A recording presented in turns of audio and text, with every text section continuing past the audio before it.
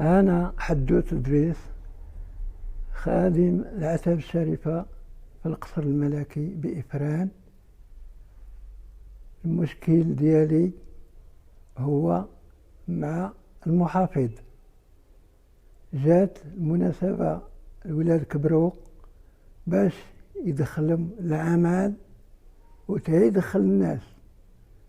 طلبتو قال لي عجبك تخدم، ما عجبك سير بحالتك، ما ندخلك ولادك. وانا ساكن في القصر وداخل القصر، وكيفاش غادي انا ساكن تماك ولادي ما يخدموش. والمهم 24 سنة وانا في القصر خدام العتبة الشريفة، ما عندي حتى حاجة من القصر بديتها، لا قريمة لا إعانة لا حتى حاجة. أنا دابا في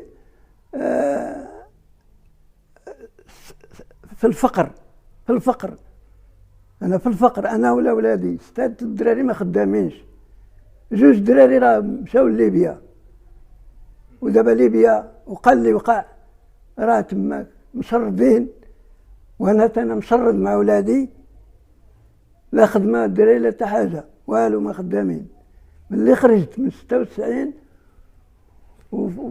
وجات المناسبة، مشيت شفت الملك سيدي محمد، ودخلت عنده وقابلته وسلمت عليه وعطيته الملف من يدي ليديه،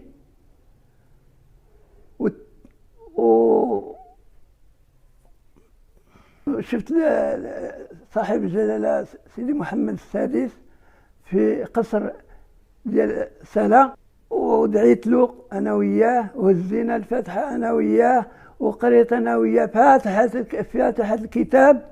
هادشي باش تفرقت أنا وياه، وخذ مني الملف من يدي ليدي. للآن ما شفت حتى حاجة من 2000، ما شفت حتى حاجة من هذاك الشيء اللي عطيته. ملي رجعت من عند الملك شفت الملك، ومرة رجعت عنده، من رجعت للقصر باش ندخل عند ولادي قال له ما تدخلش، علاش تمشي للملك؟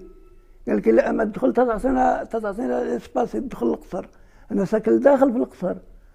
ملي عطيتهم الاسباسي لقيت ولادي دايرين لي هما اقامه اجباريه، لا انا لا الدراري ما تناكلوا ما شي واحد ما تيجيب لنا لا الضوء اللي ما كون صابوا يقطعوه، ما كانش في القصر يقطعوه. المحافظ التالي، اما الاول هو اللي حرمني، والثاني ثاني زادوه حرمني، وانا دابا راه في